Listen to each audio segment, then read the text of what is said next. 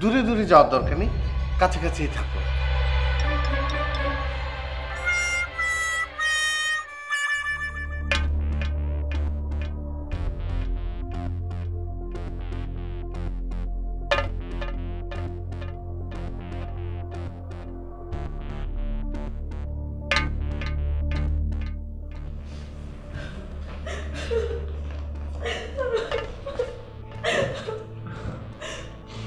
বাবা, আমি এই বাড়িতে আর ওদের সঙ্গে থাকবো না।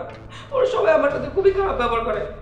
এত বড় একটা অ্যাক্সিডেন্ট দেখে আমি মরার মুখ থেকে বেরিয়ে আসলাম, কিন্তু তোমাদের সবার কাছে আমি একটা বোঝা হয়ে গেছি। তুমি আমাকে ওই বাড়িতে পাঠিয়ে দাও, আমি ওখানে একা একা থাকবো, তাও সবার কথা শুনে থাকবো না। কি করে শান্ত হবো বাবা? সেদিন ওই ববি কোথাকার কোন মেয়ে আমেরিকা থেকে এসছে, দুদিন ধরে এসছে, কিন্তু তার হাব ভাব দেখে মনে হচ্ছে যেন সেই সব কিছু। সে এসে আমাকে বলে সুকুন্নয়ন ফাউন্ডেশনের মালিক হচ্ছে তারা 3 বোন, আমরা কেউই না। আচ্ছা মানলাম, কিছু বললাম না, ভেবেছি বাচ্চা মেয়ে ভুলবশত বলে ফেলেছে, কিন্তু এখন তো তার হাব ভাব দেখে মনে হচ্ছে যে সে 2 দিন পর একদম। আজই তো তোকে বোঝালাম যে সহ্য কর, মেয়েটা একটু বেয়াদব টাইপের। না বাবা, কেন সহ্য করবে জলি? জলির শরীর কি এখনো পুরোপুরি সুস্থ হয়েছে নাকি? ডক্টর বলেছে ওকে এখনো 1 বছর বেড রেস্ট নিতে। এটা তো ববির বোঝার কথা, সে একটা শিক্ষিত মেয়ে। তাছাড়া জলি তো ববির সম্পর্কে ফুপি, শ্রদ্ধেয়। ববির কি সেই বোধ আছে নাকি? বোধ থাকলে তো সে তো আমার সঙ্গেও। বলেন কি বাবা, আপনার সঙ্গেও বেয়াদবি করেছে? ওর গাল বরাবর একটা চটকানা মারেন নাই? দেব সময় হলে দেব। জলি তুই এবারে শান্ত হ, আমাকে খুলে বলতো কি হয়েছে।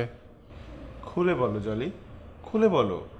কদিন পর বাবা ছাড়া তো তোমার সাথে আর কেউ থাকবে না। বাবাকে বুঝিয়ে বলো সব কিছু। বাবা, ওই ববি এসে আমাকে বলেছে আমি তো অফিসে যাচ্ছি না, এই জন্য নাকি সে এখন থেকে আমার বেতন দেবে না। বলো বাবা, এটা কোনো কথা? আমার তো শরীর খারাপ, আমি এখন অফিসে যাবো কি করে?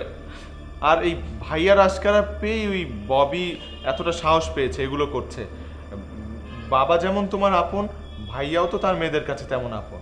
তাই তো সুখ উন্নয়ন ফাউন্ডেশনের 96% মালিকানা তার মেয়েদের নামে লিখে দিয়েছে, আর তোমাদেরকে রেখেছে শুধুমাত্র নামে। এখন তোমার জন্য বাবা আছে, বাবা নিশ্চয়ই তোমার জন্য কিছু একটা ভেবে রেখেছে, তাই না বাবা? আমি তো বহুবার তোমাদের বলেছি যে এই শ্বশুরের কারখানায় যাওয়া বন্ধ করো। তোমরা তো আমার কথা কোনোদিন শোনোনি, এখন খারাপ লাগছে কেন? ওই অফিসের ব্যাপারে আমার কোনো মন্তব্য নেই। বাবা, আমার এখন ভালো লাগছে না, তোমরা এখন যাও। বাবার ভালো লাগছে না? চলো তো, চলো। আর শোনো,